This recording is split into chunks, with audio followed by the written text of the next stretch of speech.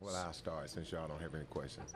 I thought, second game of season, back-to-back, getting in late last night, playing against a team with a lot of different lineups. I thought we played well.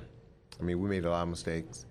We still got a lot of work ahead of us, but to win a game like that, and they left some of their key players on the court late into the game, and we were able to keep our guys on the floor that was playing, and they played well enough, and made some plays to win the basketball game. So again, it's just another small step that we got to continue to take, and we're gonna give them tomorrow off, and come back Friday, have a good practice, and just keep building from there. But that was just a tough game, tough matchups for us. A couple of instances, the first two games, you've had Will sort of playing two Rocco out there. No, it's just matchups right now. It's just, we got some guys. If Joy wasn't hurt, we had Hassan banged up tonight. He really wasn't supposed to play. I kind of twisted his arm and told him he had to play a little bit. So, and Jamal got severely sprained wrist, so we want to be careful about playing him. Didn't want to play him. So, you just got to make do what you got to do in the preseason. What's been your impression of Jermaine so far? He's fine. Just got to get his timing. And the thing about it, like I talked about, we're going to use the whole preseason to get him where he needs to be. And he wants to play more, and I'm going to start increasing his minutes. The next game he'll play 25, 26 minutes. And but the thing for me is, when I've taken him out of the game and left him for long stretches, I don't want to put him back in when he's set for a while.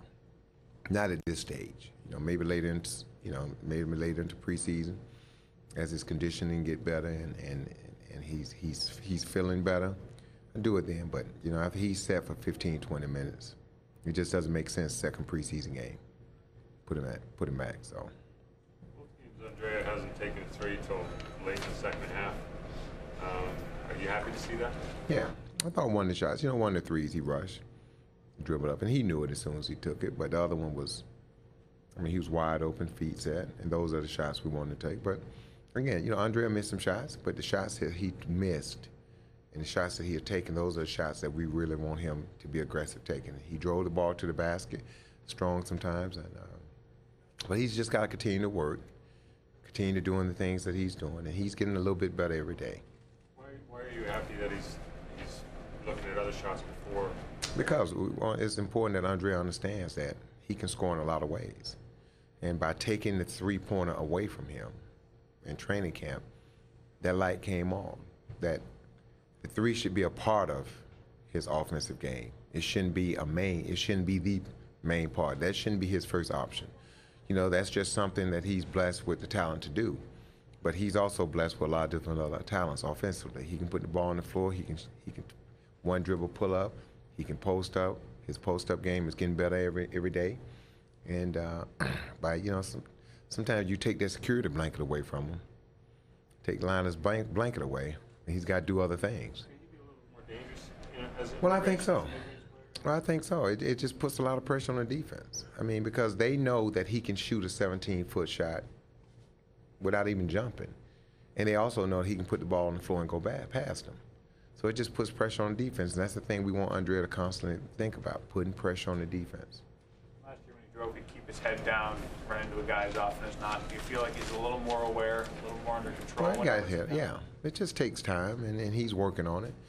And, I also talked to Andrea about making plays for other people when he's on the court, not just making plays for himself, but getting his head up, off the dribble, making passes. I know in the Cleveland game, he made a really good pass to J.K., and he made one tonight to Jamario for a big shot. And he can do that. And, by taking the three-point away, not saying, we're going to allow Andrea to shoot threes when he's open during the season. That's a no-brainer. He can shoot them. But what we also want him to do is to take this time and learn and work on other things, like Jamario. Jamario took a three against a big guy guarding him, but then he came back and drove the basketball, and he didn't score, but those are things we want him to do in the preseason. Those are the things that we want to reinforce. If they screw up doing the things that we want them to do, to work on, won't say a word, because that's what we want. Now's the time to make those mistakes. Now's the time to learn how to do it. As early as it's nice to see some offensive consistency in terms of production from game to game for Andrea, because for him it is small steps. It was, and like I said, they had some tough matchups out there.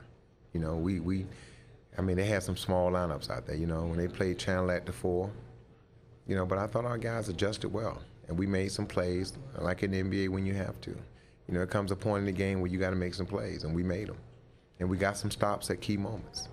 And that's what you have to do to win games, especially on back-to-back games. And, our schedule's tough. When you look at our preseason game, I think we got a stretch where we're playing 6 games in 9 days, something like that. Comment on Calderon's game tonight? Oh, they played well. Right now I'm not really focused on Jose and Chris Bosh and Anthony Parker and Jason, those guys, because I know, I can see where they are. The main thing is making sure our young guys are making the steps to get better.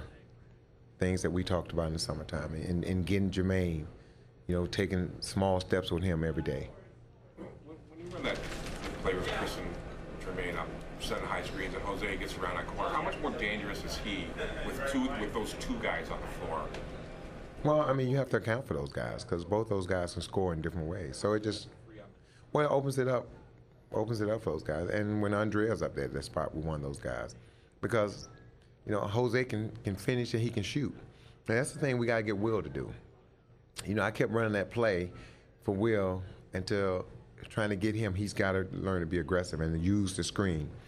And now's the time to learn how to do it. So we got to continue to work with him. But as quick and athletic as Will is, he can be really good for us turning that corner on some of our screens that we run. Jose's getting comfortable with Jermaine in that spot? Yeah, but I mean, it's just going to take time, knowing what Jermaine likes to do.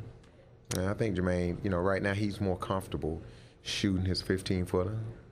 But as time goes on, you can see the moves. He missed some easy shots tonight around the basket. But he creates space when he gets the ball. So, again, small steps for Jermaine. I'm pleased with his progress. But, like I said, as the games go on, I'm going to increase his minutes. And, I'll probably play him 28, 29 minutes against Philadelphia, get him more minutes.